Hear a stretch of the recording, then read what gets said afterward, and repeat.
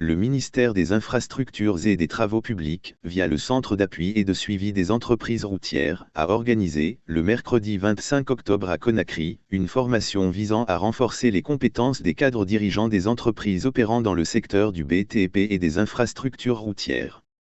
Cette formation s'est concentrée sur les procédures de passation de marché, la qualité, la sécurité, la santé et l'environnement.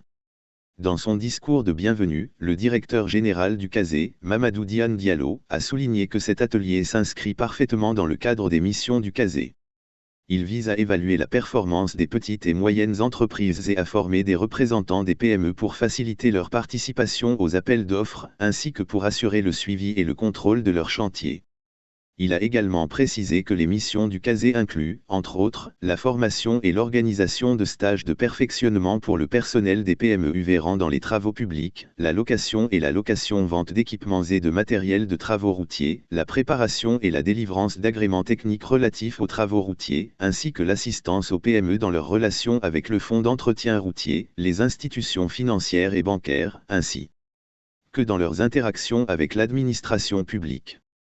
Poursuivant son intervention, il a indiqué que cette session de renforcement des capacités en faveur des PME est un excellent cadre de discussion permettant d'identifier ensemble les moyens à mettre en œuvre. L'objectif est d'aider les entreprises guinéennes à se familiariser avec les procédures de passation des marchés publics dans le domaine routier et de mettre en place les dispositions appropriées pour renforcer la santé, l'hygiène, la sécurité et l'environnement dans l'exécution des travaux, dans le but de prévenir les accidents de travail.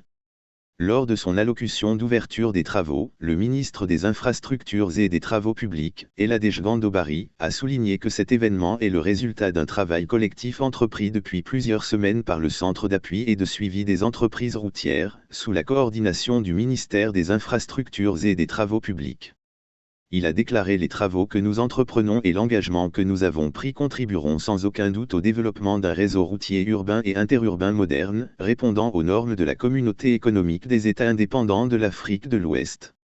Il a également exprimé sa conviction que les travaux de cet atelier renforceront les capacités des entreprises évoluant dans le domaine du BTP, tout en promouvant leur travail et le rôle crucial d'appui joué par le Centre d'appui et de suivi des entreprises routières.